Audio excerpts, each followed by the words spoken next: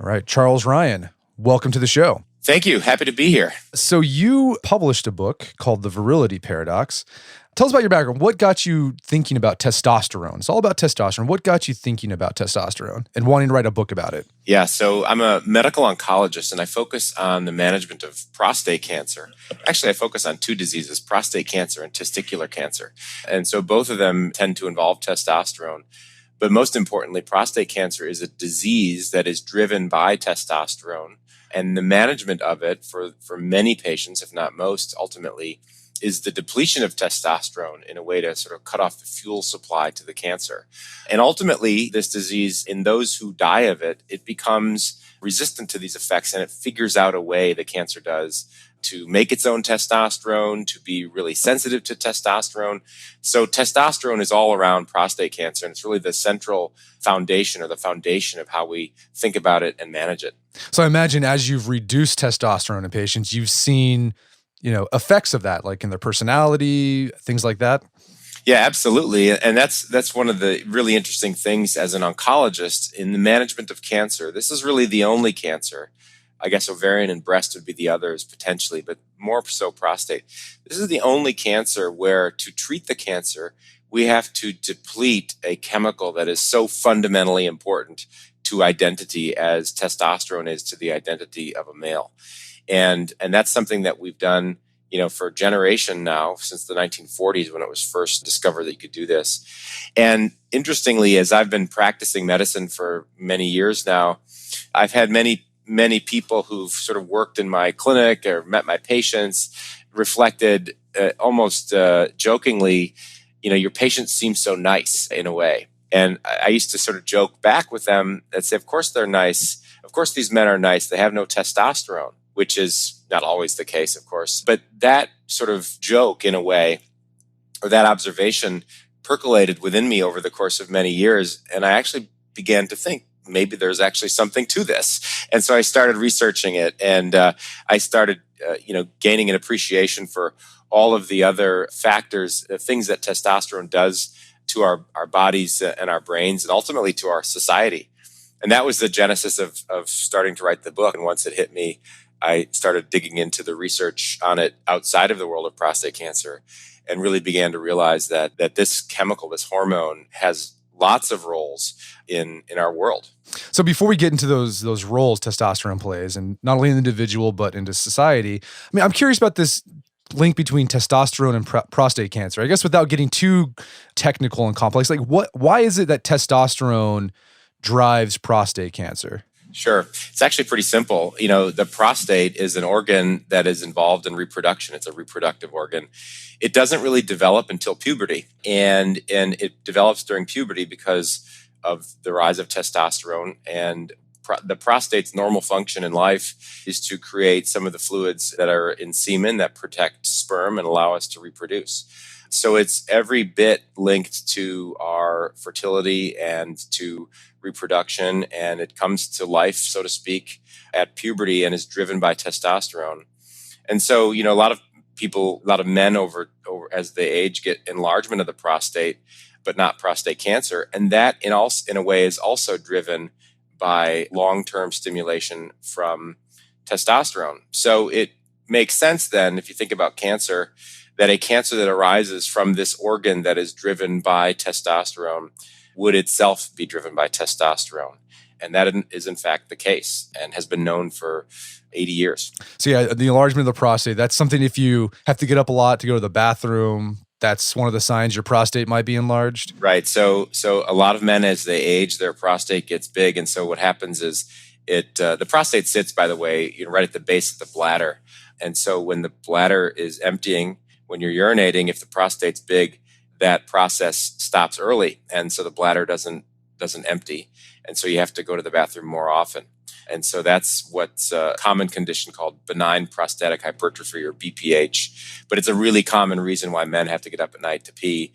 And that begins, at different ages in men, but frequently as early as age 35 or 40, even people start to have that phenomenon. Right. I've heard, I don't know if this is true, but like if a man lives long enough, you're probably going to get prostate cancer. I mean, it's like a disease that of old age, basically, that is almost inevitable.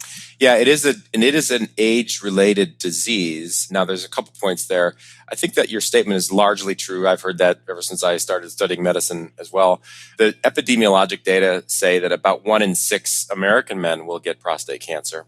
A lot of men will get prostate cancer that is not that aggressive, and it's a cancer, interestingly, that doesn't always need treatment. So that's interesting. But the other thing about it is, getting back to the testosterone idea, is that this is a cancer that is, again, being driven by sort of the chronic, persistent stimulation from testosterone. And so the longer we get, if we have testosterone in our bodies, that may increase the likelihood of this occurring. Okay. And we'll talk about that later on when we talk about TRT, because I want to discuss that a bit. So let's move away from prostates and just sort of, what are some of the attributes that we know that testosterone drives in men, but also women too? Yeah, so we can think about this in sort of both the positive and the negative way, which is that, I credit testosterone with a lot of really great things in life, such as our ability to be strong, our ability to navigate space, to defend ourselves, and I'm going way back now, even in our evolution, to hunt, to fight off aggressors, to be aggressors insofar as that can be a good thing, and to explore the world. I mean, I think that that's pretty well, sort of known anthropologic phenomenon that this chemical and other processes, have helped create our ability to build the beautiful world that we have and survive the aggressors that we face. So that's a sort of a positive way to look at it. Testosterone can keep our bodies fit, not only muscular, lean, by reducing fat in our bodies. It can also help with certain aspects of cognition, even memory, and other aspects of how we think. There's a lot of evidence to show, and we know this from treating prostate cancer by taking testosterone away, that testosterone may help prevent things like diabetes and bone loss, bone thinning rather, and other aspects like that. So it's no question in my mind that testosterone is an important part of health, both for men and women, mostly for men, because the quantities in men are about 10 times higher than they are in women. But that's, and that's a topic of conversation in the book. The other, issue around testosterone and what it does to health is, of course, it drives reproduction, drives libido, drives, like I said, the prostate, and keeps the reproductive organs going. It's really sort of one of the fuels of the reproductive system. So without testosterone, the world, as I say in the book somewhere, I think the world would be a lot less exciting place. And in fact, we probably wouldn't have evolved to the point where we are today. And what about the negatives? So the negatives are things that a lot of it comes from some experimental psychology and other aspects. And some of this might be intuitive to the listeners. Too much testosterone, too much aggression could be a problem. And I write a chapter and mention very frequently empathy, for example, and lack of ability to sense the emotions in others. Giving testosterone to research subjects has been shown to reduce their sensitivity to the emotions of others. It's been shown to sort of reduce moral ambiguity, like people are willing and able to make decisions that may be difficult decisions, like hurting others or killing others, even in experimental models. And in the book, I try to bring it into sort of the modern world and talk about how, we're not out there all hunting for our food and fighting wars every day, but things like higher testosterone levels in men whose partner has recently given birth is associated with a decreased level of attentiveness to the newborn. There has been studies that I cite, one of them in the book, responsiveness to a crying infant. You can actually measure brain activity when a crying infant is in your midst. And the researchers have shown that higher testosterone activity reduces or delays the responsiveness of this. And so this gets in a little bit to the empathy idea and our ability to connect with the emotional state of others. But also, as I think is important, and it's fairly consistent, research, shows that our parenting and our parental involvement is related to testosterone. So men with higher testosterone levels even have been shown to spend less time with their kids. There is a higher rate of divorce and marital strife and relationship problems in men with higher testosterone. And so those are behavioral things related to higher levels of testosterone. In terms of physical health related to higher levels of testosterone, what we get on that level has to do mostly with what we learn from people who are taking anabolic steroids, which is not exactly taking testosterone, but it's taking chemicals with a testosterone-like activity. And we know that there can be problems associated with the heart, problems associated with potentially even affecting bone health in a negative way in certain circumstances. And so that's something that is slightly related to the natural levels of testosterone, but really comes at the extremes. So yeah, that's the virility paradox. And there's both these positives and negatives that come with it. Right. Okay, well, let's talk about this, sort of get into starting from the beginning, right? From when you're a fetus and how testosterone affects you. Well, let's talk about this. Testosterone sensitivity. A lot of people think if you just jack up your testosterone levels, it's going to have all these, amazing effects on you. But as you talk about in the book, some people are more sensitive to testosterone. Yep. Why is that? I think this is probably the most important teachable issue I'd like to get across with related to testosterone, which is it's not a one-size-fits-all thing. And there are really three components that I term the virility triad that have to do with how sensitive we are to testosterone. We talk about testosterone levels as if that's all that really matters. But the other thing is fetal testosterone, which is how much you're exposed to before you're born. And then the other thing, and I'll come back to that, and the other thing is the androgen receptor, which is the sensitivity of this receptor in all of these cells to the testosterone that's there. It's like a trigger, right? It's got a certain level of sensitivity. But with regards to the fetal testosterone, I found this to be really fascinating. And frankly, this is not something I knew in my line of work, that when we are in about our week 15 of gestation, so I guess that's towards the end of the first trimester and middle trimester, where testosterone levels spike in a fetus, in both male and female fetuses, but it does so kind of across a whole spectrum. And so when this occurs, the brain is undergoing obviously a ton of development during fetal life. And the higher the fetal testosterone, the more there may be traits related to what we might assert would be related to testosterone later on in life. And this has been studied by both looking at levels of testosterone in the amniotic fluid and then traits in the babies that were subsequently born from those women, which is really interesting. And then also there's a phenomenon where there's this thing called the 2D to 4D ratio. So if you look at your second digit, which is 2D is your index finger, and your fourth digit is your ring finger.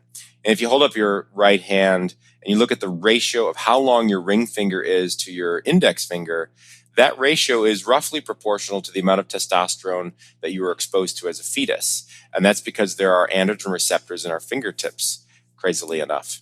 And so if your ring finger is a lot longer than your index finger, that's actually a low ratio, like 0.75 or 0.8 or something like that, as opposed to 0.99. And that's higher testosterone in fetal life. And that, that simple observation launched a lot of interesting research in behavioral science, if you will. One that I cite in the paper is really interesting. A researcher named Coates in the UK looked at this factor, 2D to 4D ratio, in day traders in the London Stock Exchange, and found that the income, the bonus of these day traders was directly proportional, after correcting for a lot of other factors, to their 2D to 4D ratio. And the implication was that day trading is a gamble in a way. It's a risk-taking behavior, and it requires, sort of setting aside doubt, moving forward, and sort of, making these kinds of snap decisions. And I love this paper. It was in a very respected journal, the Proceedings of the National Academy of Science, where they showed that the yearly bonus of those with the highest quartile of the 2D to 4D ratio was like 10 times that of the yearly bonus of those in the lowest, even after they corrected for the years of trading experience. And so what this says is that, testosterone may have affected the brains of these individuals most well before they were born. And this says nothing of their actual testosterone levels in their blood. So a fascinating area. And this has been studied with respect, women have the same effect, and it drives the sensitivity to testosterone. So if you give testosterone to somebody, then you measure their behavior or whatever after that, people who have different levels of this prenatal testosterone will respond differently to the testosterone that you give them. So that's kind of the idea, that there's this spectrum of sensitivity to what the levels of our blood testosterone do to our body. So if you have the longer ring finger, you respond better to testosterone? Yeah, it's actually in some cases the opposite, because you're more malleable by exogenous testosterone is one way to think about it. So and there's research kind of going in a lot of different directions, but yeah, I think of the prenatal testosterone, from what I was able to gather from it, as a driver of sort of how malleable we are by testosterone levels throughout life. And one of the things we don't know, which is interesting, is, so for example, in my world of prostate cancer, it has been shown that the longer ring to index finger ratio is associated with a higher risk of prostate cancer, which kind of makes some sense maybe, right? But what we don't know is whether that matters in terms of the survival of the people, and whether the cancer is more aggressive or whatever based on that. So we're studying that. Do they know why some fetuses are exposed to more testosterone than others? It's genetic, really. It has to do with the genetics of probably both parents. And it's not something that's related too much to diet or health of the mother, although one could imagine in a setting where the mother is in a health impaired situation that the testosterone level could be lower. There have been some speculation about diurnal rhythms and seasons of the year, for example, because testosterone does undergo a little bit of a rhythm with daylight and darkness, but that's not really been substantiated to the point where I think that it's completely known. Okay, so you talk about some of the attributes. If you're exposed to high levels of testosterone in the womb, you're probably going to show more what we call masculine traits, risk taking. Yeah. That sort of not lack of empathy, etc. Fair. Yeah, that's a decent way to put it. Mm-hmm. Okay. So let's talk about, I think we all intuitively know what happens if you have high testosterone. We've probably met those guys. They're just, I don't know, they're manly, right? But yep. what happens, we've talked about this a bit, like what happens when you artificially decrease their testosterone with prostate cancer treatment? Do they just become these big teddy bears? What happens? What goes on there? Well, some do, and this is why I got interested in this topic, which is that, and this is basically what I do in my clinic. I have the patients I'm treating, many of them have had suppressed testosterone for many, many years, and they do that because it controls the cancer. Now, there are some individuals who will say to me, when I have this conversation with them, look, I need to use hormonal therapy, which is what we call it, against your prostate cancer. They will refuse at first. And some of them will refuse the whole time because they will fear so much the loss of their testosterone, or they will hear that it's so awful that they will do everything they can to avoid it. And for some of them, they're right to think that way, because when they undergo this depletion, they really suffer. Others, not so much. And that's what I find to be interesting, is that others actually either don't have much in the way of side effects. The other phenomenon, which I find really fascinating and I write about in the book, is there are others who feel like it's actually helpful to them when their testosterone goes away. And for example, I'll have some people who will say, I used to think about sex all the time. It was part of my daily stream of thought, every minute on some level. And all of a sudden, that's not there anymore. And I don't mind that, because it's almost like I've freed up more mental space for other things. And I think that this is an issue that some people face. I mean, a healthy libido is a great thing, but I think there are some people who have a little too much, and that they appreciate it when it comes down. And I have this quote in the book from Plato's Republic, a book written over 2,000 years ago, in which they talk about this phenomenon of, as you get older and you lose your libido or your desire to be with a woman, it actually opens up other parts of your psyche. It opens up other parts of your mind. And as Plato puts it, it allows for the emergence of character. And once I saw that quote, I thought, wow, this is something that is so fundamental to sort of human philosophy and psychology that Plato was writing about it, So I see this whole spectrum in my patients, and it's not a one-size-fits-all treatment. With all of that said, I would never say to a patient, you're going to feel better after we take away your testosterone because you're not going to have a libido. That's not what I'm saying, because it's really troubling for a lot of people. From a physical perspective, just incidentally, the signs and symptoms of low testosterone in my patients are also what you might see in patients who are not getting their testosterone depleted, but it's just going down naturally.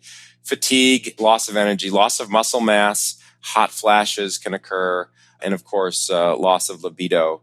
So getting back to your teddy bear comment, I would have to say that I actually do think that some people do kind of become big teddy bears, and that's what's part of the fun of, I think, or the joy of treating these patients, is sometimes they kind of realize that, hey, I'm in my late 60s and my testosterone's gone, and it kind of changes them a little bit of a way, and many of them are wonderful people to begin with, and become maybe softer and more empathetic as time goes on, and I try to write about that in some cases in my book as well. So again, this is not one size fits all. People are going to respond differently, right? Absolutely, right. Yeah, that thing about, you don't think about sex all the time, and it opens up a new life to you. It reminds me of that Seinfeld episode where George Costanza stops having sex, and Yeah. and he becomes really like a genius. Yes. I wish I'd had that idea. It would have been a good anecdote for the book, but right. Yes. Right. So when you reduce testosterone artificially in your patients, is this like a permanent thing or is it temporary? It's temporary. We have shots that we give. We can give it to last for 1 month, for 3 months, that kind of thing.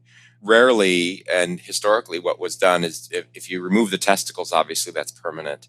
But we do it temporary for some patients. There might be somebody, for example, who's going to get, let's say, radiation treatment for their prostate, and they might take the hormone therapy for a year or 2 years. And Aaron, the character or the patient who I profile in the book, he gets a year of hormone therapy because we want to slow down the rise of his PSA. And so, his story is really his 1 year on hormone therapy and his adjustment to sort of life as a trial attorney, and thinking, how is this going to take away my edge, and what it does to him and things like that. So that's a pretty typical scenario. Now, in men with more aggressive prostate cancers or more advanced disease, many of them will ultimately need to have permanent hormonal depletion. Gotcha. So let's get into some of these like fun, I don't know, explorations of testosterone and how they affect us personally. So you talk about testosterone levels when men and women fall in love. What happens there, and is there a difference between the two? Yeah, so I try to make a distinction between falling in love and libido and sex, right? Because they're kind of different things. And libido and sex is driven a lot by testosterone. It's that drive to perform sex, if you will.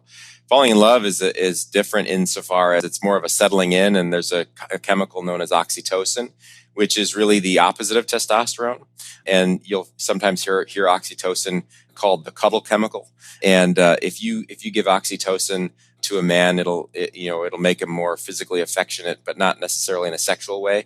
And so when falling in love occurs, testosterone may in fact sort of go down a little bit, and oxytocin may sort of drive it. That's also what happens, for example, when your partner has a child and you're getting more into sort of parenting mode, or nurturing mode is what I call it. And that's not a testosterone driven thing. What's really interesting is I write a little bit, and there's a lot of science and sort of controversy around autism, because there's a link, or I should say an association, between higher levels of this fetal testosterone that we were talking about before and traits that we might think of as autistic traits, behavioral traits that again, a little bit of a generalization, but not expressing empathy, not expressing emotion, focusing on, detailed things as opposed to understanding the emotions of people around you, et cetera. And that has been linked to high prenatal testosterone. But what's interesting is that, there's sort of this theory that autism is kind of excessive male brain. It's called the excessive male brain theory, EMB. And in the treatment of autism now, they're studying giving oxytocin. So they're studying giving the opposite of testosterone in a way to see if they can improve affection and empathy and those types of things. So these two chemicals kind of go yin and yang. In the book, I write about a patient of mine who, very dear patient who was widowed, had to go on hormonal therapy, was trying to meet women and date women, and ultimately decided that he wanted to come off of all of his treatment because he wanted to be able to meet a woman. And ultimately what we discovered, or he discovered, is that falling in love can happen even when testosterone is low. And I think that's the key thing, is that I wouldn't want people to think that libido and testosterone and virility and falling in love are all wrapped up in the same thing, because they're kind of different. Yeah, that extreme male brain theory. Borat's cousin is the guy that came up with that. Yeah. I'm sure he would love to hear you call him that. But yeah, he's actually very well respected. He's a genius. Yeah, he's really smart. Yeah, he's very well respected. Yeah, I mean, he's a professor at Cambridge University, and he's doing a lot of really important work, not only in autism, but just in sort of the acceptance of autistic people and inclusion and things like that. And he seems like a fascinating person. I communicated with him by email about my book and things, and I told him about some of my observations. And I actually wondered out loud to him why nobody has really looked at using the kinds of drugs that we use for prostate cancer in people with autism, right? Because we block testosterone. If autism is an extreme male brain, maybe there would be some benefits. Who knows? Right.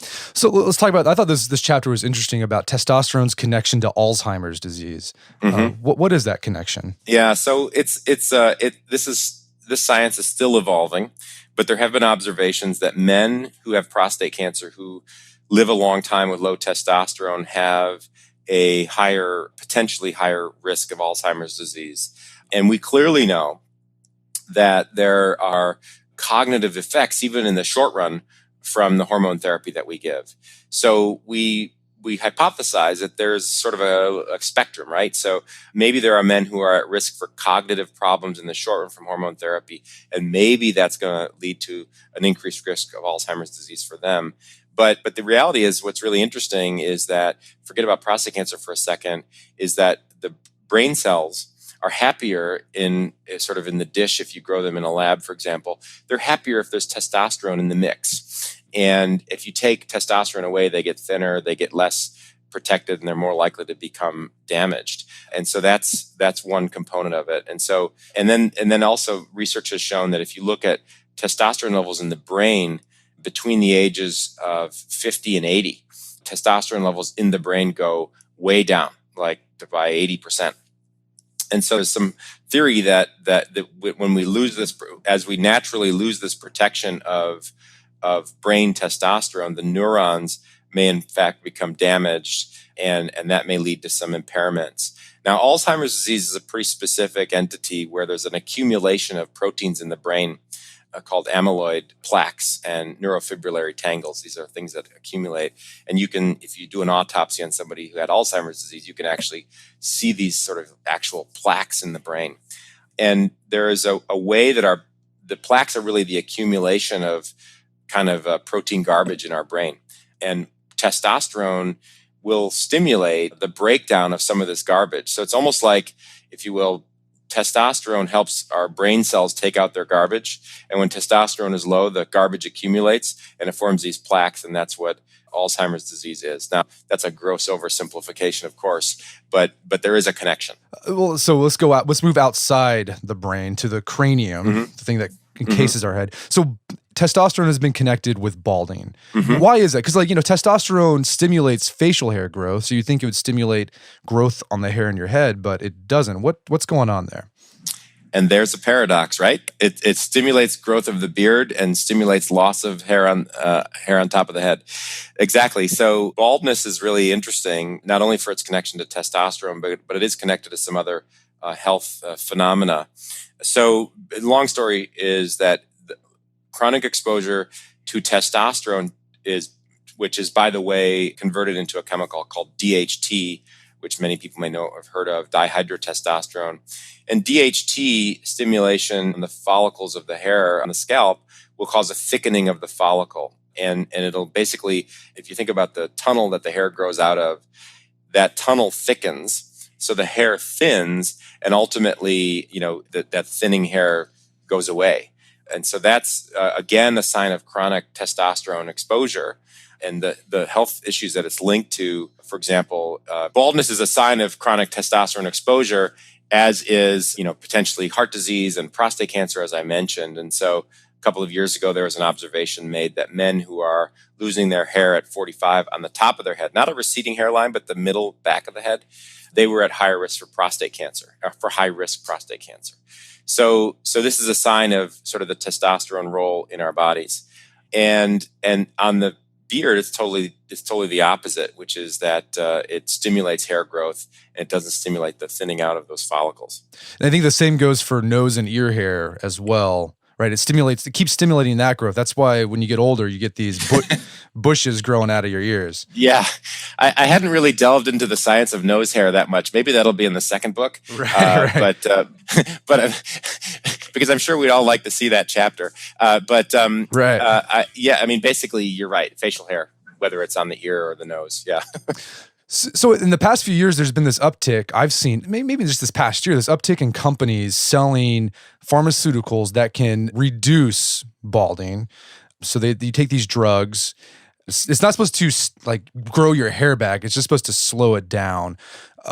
Do you know what's going on there? What those pharmaceuticals do, and are there any dangers to those? Yeah. So a lot of those pharmaceuticals try to block the very effective testosterone on the hair follicle, right? So there's one that I highlight in the book called Propecia, which is very commonly used. And Propecia is a drug. It's the same drug that we use to slow the enlargement of the prostate, and except at a lower dose. And it blocks the conversion of testosterone to dihydrotestosterone, and therefore reduces the amount of testosterone that's stimulating the hair follicle, basically. Now, getting back to this issue of the sensitivity to testosterone that we talked about before, there are many men. There's a foundation out there following men who took Propecia for hair loss, who experienced, in some cases, irreversible loss of libido, irreversible sexual dysfunction, erectile dysfunction, and things like that, indicating that some young men, and these are all men in their 20s and early 30s, some young men are extremely sensitive to these types of pharmaceuticals. So there's definitely a danger to them. And then there's more benign things, like there are shampoos that are designed to basically wash the testosterone out of the hair. And I've actually used one of those for years. And I think it actually works, but it doesn't penetrate into the systems, right? So it's not getting into the blood and causing behavioral effects, at least as far as I know. So let's get into sort of like how testosterone affects us individually, but which ends up affecting us socially. The connection between testosterone and social aggression. I mean, this is kind of a paradox, because there are some men who have high levels of T, and I think they've done studies where they show criminals typically have higher levels of testosterone than non-criminals. But there are some men with high levels of testosterone, and they're functioning pro-social members of society. So why is that paradox there? Yeah, so I would say that the science of criminality, if you will, that's trying to link testosterone and criminal behavior is kind of dangerous territory, to be honest with you. There's probably an association, but so this is a great example to use the phrase association is not causation. So for example, and we haven't talked about this much, the androgen receptor, which is basically, if you think of testosterone as the key, the androgen receptor is the lock into which the key goes. And so any of our body tissues that respond to testosterone, whether it's our muscles or our brains or our prostates or whatever, have lots of androgen receptors in them. And your androgen receptors are not a monolith either. You can have an individual genetically may have fast androgen receptors or may have slow androgen receptors. And in fact, there's a condition of very, very slow androgen receptors called Kennedy's disease, where they don't develop muscles and they don't develop secondary sex characteristics, etc. So anyway, I give this introduction to say that there was a study that I cite in the book that was done in India, where they looked at individuals in prisons in India. They looked at controls who were not in prisons. They looked at people who had committed rape. They looked at people who had committed murder. And they looked at people who had committed rape and murder together, like violent rapists. I should say, I guess all rapists are violent, but I should say rapists who murdered their victims. And what they found was that as they looked at this number. It's called the CAG repeat. It's a molecular number. And the lower the number, the faster the androgen receptor. And as they looked at the more violent the crimes were, they found that the androgen receptors were more active in those subjects, in those prisoners, compared to controls. And they found a statistical significant association between that. Now, that does not mean that having a fast androgen receptor is going to make you a rapist or a murderer. It just is probably one ingredient in a very complex sociological and biological mixture that led to a violent act occurring. Now, having a fast androgen receptor might make you a better athlete, might make you stronger, be able to jump higher or do something else, or it might make you a better architect. So, there's all kinds of ways that these things could have a beneficial effect. And the science of criminology based on hormone levels is, as I looked at it, I said, wow, this is kind of weak science, but it's also just kind of interesting too. But I really try to make the point that this is association and not causation. Right. So I guess this is where environment would come in, right? On whether or not absolutely testosterone, like high testosterone or high androgen receptor sensitivity, is either going to be positive or negative. Mm-hmm.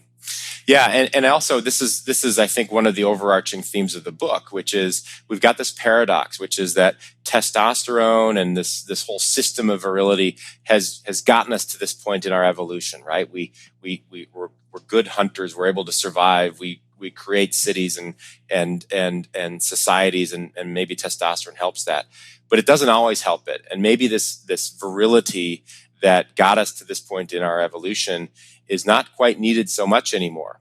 And I begin to ask the question of, knowing this and seeing this, are we in a position as men or as a species really to sort of temper this biology? In other words, we're now able to control our environment. We are able to control so much of the natural world. And we now have a recognition of this paradox of virility, I think. But are we able to control it?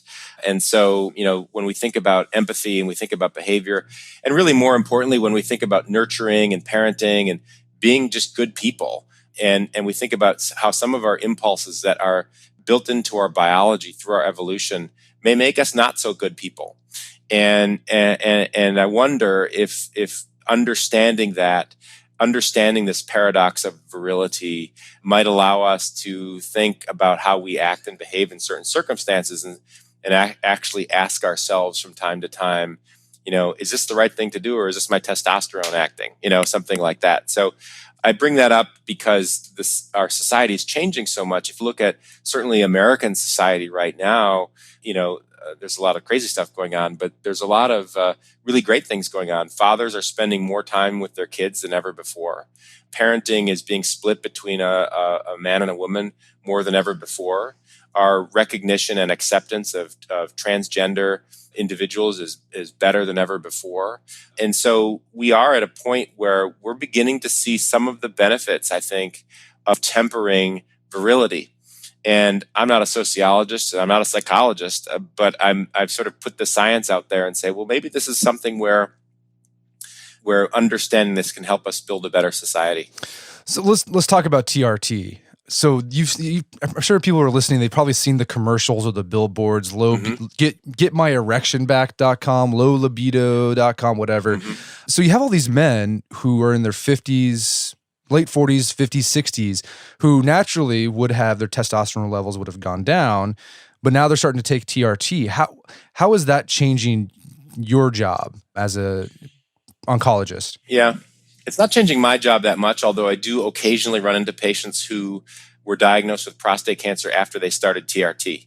And that is probably because of carelessness on the part of their physician to not screen them for prostate cancer before they started testosterone. But it's also just an inherent risk of taking testosterone that you might wake up a sleeping cancer. But I think in the bigger picture, just in terms of healthcare, there's a couple points I look at it. I say TRT is great for some men. Some men really benefit from it, and I think it's good to have it there for some men. Gives them a sense, it helps them to reduce body fat, for example, maybe have more energy, and certainly help boost libido. When one looks at the studies in which you have a control group and a TRT group, the studies seem to suggest that There are benefits, but they tend to be early and they tend to not persist beyond much of a year or so. And the major variable that I write about in the book is a variable called vitality, which is a mixed outcome, if you will, from a clinical intervention that has to do with energy and sort of activity of daily living type of things and enjoyment of these things. And vitality spikes a little bit when you start testosterone replacement therapy, but by a year, it's back down to essentially the same levels as on a placebo. But I would say that, that shouldn't dissuade somebody from considering it if they think it may be of benefit to them and their doctor agrees, because there's a spectrum and some will benefit a lot and some will benefit not so much. And I guess I would just say that for those who don't benefit so much, it's because of other things or it may be because of just variability to which their body responds to testosterone, which is really the subject of the book because of the androgen receptor and because of fetal testosterone and things like that. Yeah, I think a lot of younger guys are interested in TRT because they're thinking, well, might not have clinically low testosterone, but it's on the lower end. And if I can jack it up to over 1,000, right, I'll become this super beast. And that might not be the case. Like at a certain point, you might have enough testosterone in your body, just like, well, we're not going to do anything extra with this extra testosterone you've given us. Yeah. So actually, good point, by the way, because I was referring to older men who have a declining testosterone who take TRT. And then there's the younger men, men in their 20s and 30s who are taking it because of, let's just call them cosmetic reasons or other things. And there it's not studied as much because what you have in those settings is you have a selection bias because of the data that are published on the use of testosterone are coming from gyms and places like that where people are highly motivated. That's different from being a 75-year-old man with a declining testosterone and being on a placebo-controlled trial where you get data with a control arm, right? So, but I guess the point remains the same. The effect that it has on the subject, the man, varies based on their individual biology. And I think that that's a key point to make at any age. Well, Charles, this has been a great conversation. Where can people go to learn more about the book and your work? So the book is available online, Amazon. It's actually published also by Ben Bella Books, and you can buy it directly from their website. It's also available on audible.com and hopefully your local bookstore, which would be good for you and the bookstore. My work focuses on prostate cancer. That's my academic side. And men interested in learning more about prostate cancer, I would turn them to the Prostate Cancer Foundation, which is a great website, as well as your standard websites like Medscape and those others that might have information for them on prostate cancer risk and prevention strategies and detection. Awesome. Well, Charles Ryan, thank you for your time. It's been a pleasure. Thank you. My guest today was Charles Ryan. He's the author of the book, The Virility Paradox. It's available on Amazon.com and bookstores everywhere. Also, check out our show notes at aom.is/virility, where you find links to resources where you can delve deeper into this topic.